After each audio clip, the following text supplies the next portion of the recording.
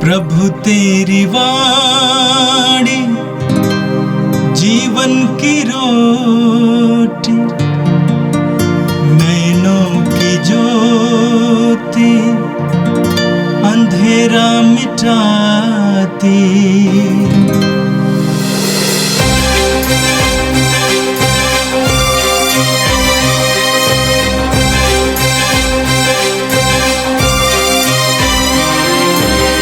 प्रभु तेरी वाणी जीवन की रोटी, नैनों की ज्योति अंधेरा मिटाती।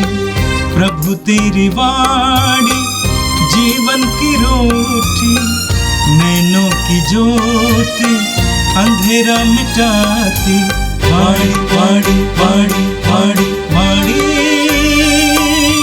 पवित्र है, शाश्वत है, जीवन का मन्ना है। 28 मई शनिवार। पहला पाठ प्रेरित चरित्र अध्याय 18 पद संख्या 23 से 28 तक।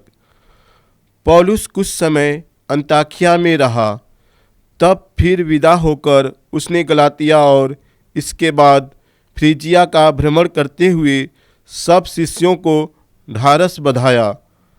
उस समय अपोल्लो नामक यहूदी एफेसस पहुंचा। उसका जन्म सिकंदरिया में हुआ था। वह शक्तिशाली वक्ता और धर्म ग्रंथ का पंडित था। उसे प्रभु के मार्ग की शिक्षा मिली थी। वह उत्साह के साथ बोलता और यीशु के विषय में सही बातें सिखलाता था। यद्यपि वह केवल यूहन्ना के बपतिस्मा से परिचित था। वह सभागृह में निसंकोच बोलने लगा। प्रिस्किल्ला और अक्विला उसकी शिक्षा सुनने के बाद उसे अपने साथ ले गए और उन्होंने अधिक विस्तार के साथ उसे ईश्वर का मार्ग समझाया। जब अपोल्लो ने अखैया जाना चाहा तो भाइयों ने उसकी सहायता की और शिष्यों के नाम पत्र देकर निवेदन किया कि वे उसका स्वागत करें। अपोल्लो के वहाँ पहुँचने के बाद उससे विश्वासियों को ईश्वर की कृपा से बहुत लाभ हुआ, क्योंकि वह अकाट्य तर्कों से यहूदियों का खंडन करता और सबके सामने धर्म ग्रंथ के आधार पर यह प्रमाणित करता था कि यीशु ही मसीह है। यह प्रभु की वाणी है। संत यूहन्ना के अनुसार आज का पवित्र सुसमाचार अध्याय 16 वाक्यांश 23 से 28 तक। पिता तुम्हें प्यार करता है क्योंकि तुमने मुझे प्यार किया है और मुझ में विश्वास किया है। यीशु ने अपने शिष्यों से यह कहा, मैं तुम लोगों से कह देता हूँ, तुम पिता से जो कुछ मांगोगे वह तुम्हें मेरे नाम पर वही प्रदान करेगा। अब तक तुमने मेरा नाम लेकर कुछ भी नहीं मांगा है। मांगो और पाओगे, जिसे तुम्हारा आनंद परिपूर्ण हो। मैंने तुम लोगों से यह सब दृष्टांतों में कहा है। वह समय आ रहा है जब मैं फिर तुम लोगों से दृष्टांतों में कुछ नहीं कहूँगा, बल्कि तुम्हें स्पष्ट शब्दों में पिता के विषय में बताऊंगा। तुम उस दिन मेरा नाम लेकर प्रार्थना करोगे। मैं नहीं कहता कि तुम्हारे लिए पिता से निवेदन करूंगा। पिता तो स्वयं तुम्हें प्यार करता है, क्योंकि तुमने मुझे प्यार किया और यह विश्वास किया है कि मैं ईश्वर के यहाँ से आया हूँ। मैं पिता के यहाँ से संसार में आया हूँ। अब मैं संसार को छोड़कर पिता के पास जा रहा हूँ। यह प्रभु का दिव्य सुसमाचार है। क्रिस्त प्रभु की जय। क्रिस्त में प्यारे भाइयों और बहनों, आज का पहला पाठ हम प्रेरितों का कार्यकलाप से पढ़ते हैं और वहाँ पे विशेष रूप से संत पौलुस और अपोलो के बारे में पढ़ते हैं। संत पौलुस के बारे में कहा जाए तो संत पौलुस शुरुआत में यीशु पर विश्वास नहीं करता था, जैसे कि आप जानते हैं। यीशु मसीह का घोर विरोधी था। यीशु मसीह पर विश्वास करने वाले लोगों पर अत्याचार करता था और उन्हें मृत्यु के घाट भी उतार देता था। यानी कि पौलुस पूरा कहा जाए तो एक हत्यारा था। लेकिन वही पौलुस दमिश्क की यात्रा में उनका मन और हृदय परिवर्तन होता है। पुनर्जीवित यीशु को उन्होंने दर्शन किया और उसके द्वारा उनका जीवन बदला।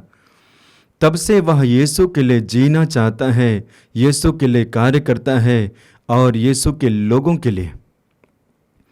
और आज के पाठ में हम देखेंगे कि पौलुस जहाँ जहाँ पे वचन की घोषणा की गई है, जहाँ जहाँ विश्वासी है, विश्वासियों का समूह बना है, वहाँ जाते हैं और विश्वासियों के विश्वास को मजबूत करते हैं। ठीक उसी प्रकार जितने भी शिष्य प्रभु यीशु मसीह के कार्य को विस्तार रूप से लोगों के बीच में, जनता के बीच में प्रकट कर रहे थे, घोषणा कर रहे थे, उनके लोगों के पास जाकर उन्हें सांत्वना देते हैं, हौसला और शक्ति देते हैं, एक तरह से उन्हें मदद करते हैं, सहयोग करते हैं, तारीफ करते हैं जो वे कार्य कर रहे हैं। इस तरह से संत पौलुस सुसमाचार घोषणा करने वाले लोगों को सपोर्ट करते हैं। ये हमें क्या दर्शाता है?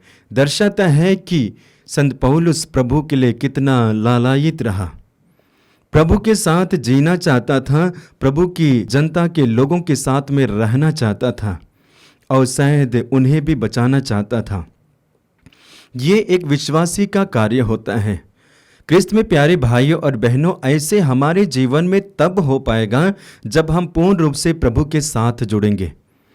जब हम प्रभु के साथ में जुड़ते हैं, हम प्रभु के जैसा बनते हैं, प्रभु के आचरण, प्रभु के गुणों को हम धारण करते हैं और अपने जीवन में, जीवन के हर एक पलों में हम ईश्वर को ही देखते हैं और ईश्वर के लोगों को। हम विश्वासियों के जीवन में यही होना चाहिए ताकि हम अपनी वाणी के द्वारा, अपने जीवन के द्वारा, अपने कर्मों के द्वारा वचन की घोषणा कर पाएं। यानी कि हर समय ईश्वर के राज्य के विस्तार के लिए कार्यरत रह पाएंगे। ये तब जब हम प्रभु के साथ जुड़ेंगे। इसलिए हमारे लिए आज संत पौलुस जो हत्यारा कहलाता था पहले, वही आदर्श व्यक्ति बनते हैं। और इसलिए संत पौलुस अपने शब्दों में कहेंगे, वचन में हम पढ़ते हैं, अब मैं जीवित नहीं रहा बल्कि मुझ में मसीह जीवित रहता है। मेरे श्वास में, मेरे शरीर में जो श्वास है, मेरे शरीर में जो श्वास है वो मेरा नहीं है बल्कि यीशु का, ईश्वर का है। इतना गहरा विश्वास हो गया और इसलिए आज अपने साथियों को मदद करते हैं, सहयोग देते हैं, सपोर्ट करते हैं। और ठीक उसी पाठ में हम आगे पढ़ेंगे अपोलो के बारे में। उन्होंने भी शिष्यों के बातों को सुना, उन पर विश्वास किया और उन पर ही नहीं बल्कि यीशु पर विश्वास किया और यीशु के शिष्य भी बनने के बाद में वह कर्मठ व्यक्ति, ज्ञानी व्यक्ति, यानी कि हिम्मत और हौसला रखने वाला व्यक्ति, लोगों के बीच में वचन की घोषणा करने वाला व्यक्ति अब यीशु का शिष्य बन गया। अब संत पौलुस की तरह अपोलो भी सुसमाचार की घोषणा करते हैं। इस तरह से हम आज के पाठ में देखते हैं कि जो परमेश्वर के विरुद्ध होते हुए भी, यीशु के विरुद्ध होते हुए भी, जब उनके हृदय में विश्वास का बीज बोया गया, अब उसी के लिए कार्य करते हैं। इसके द्वारा हमारे लिए संदेश मिलता है, हमने प्रभु यीशु मसीह को कई वर्षों पहले पा चुके हैं। हो सके जन्म से ही, या हो सके 20 साल, हो सके उससे कई वर्षों पहले यीशु को ग्रहण किया है, यीशु को पाया है। लेकिन क्या अब तक हमारा विश्वास गहरा हुआ है? क्या हम अपनी वाणी के द्वारा, अपने कार्यों के द्वारा ईश्वर के कार्य को बरकरार रखे हैं? यदि नहीं तो आज संत पौलुस और अपोलो हमारे लिए एक आदर्श व्यक्ति बनते हैं।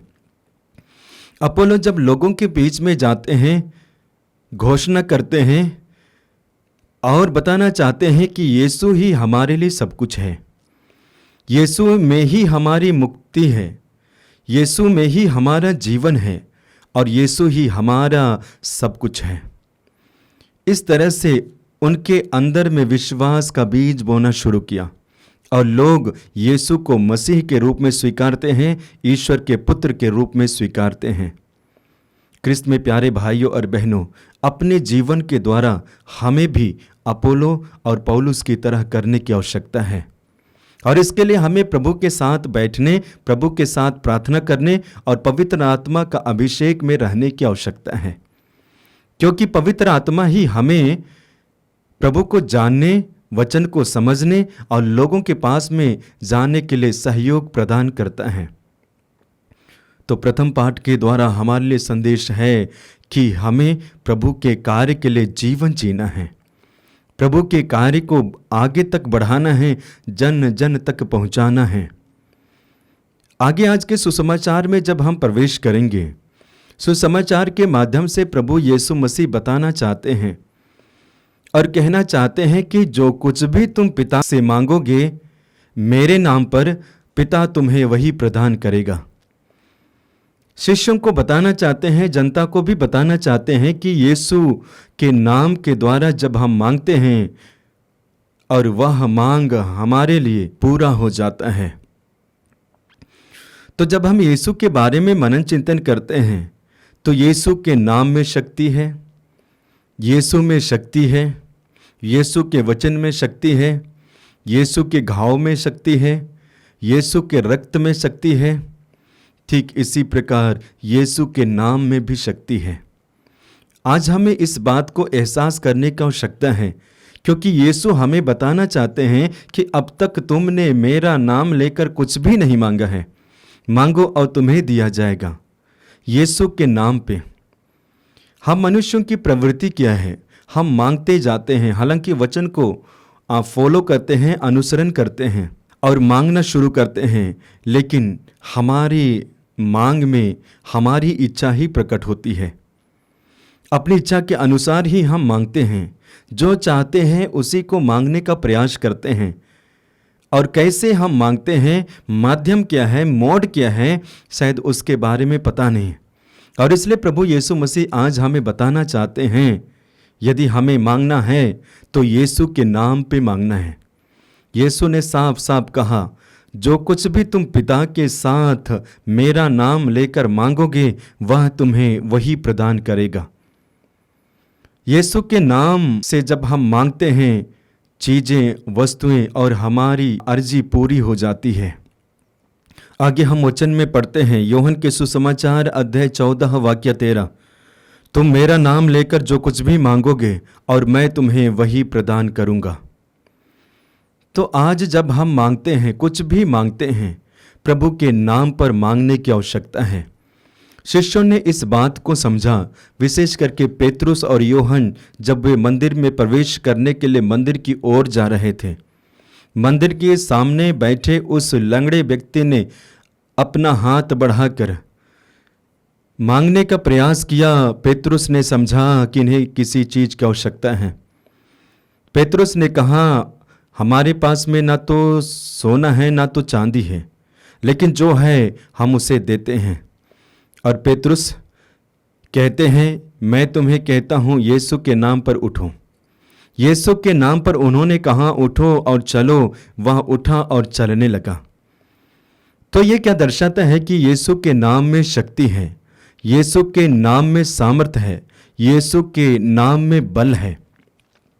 वही पेतरुस आगे हम प्रेरितों का कार्यकलाप को पढ़ेंगे, जहाँ पे बीमारी व्यक्ति के पास में जाता है, रोगी व्यक्ति के पास में जाता है, यानी कि व्यक्ति मरे हुए हैं, वहाँ पे जाता है और यीशु के नाम पे कहता है, मैं तुम्हें कहता हूँ उठो। और बंदा उठ जाता है, रोगी चंगे हो जाते हैं यीशु के नाम में। ठीक उसी प्रकार शिष्य कहते हैं कि आपके नाम के द्वारा अब दूत भी हमारे अधीन में हो जाते हैं, यीशु के नाम के द्वारा। तो इस तरह से हम बाइबल में कई सारी घटनाएं पढ़ते हैं और उस घटनाओं के द्वारा हमारे लिए एक तरह से संदेश है। संदेश के साथ साथ हमारे विश्वास और भरोसा को बढ़ाने के लिए एक माध्यम है कि यीशु में शक्ति है, यीशु के नाम में शक्ति है।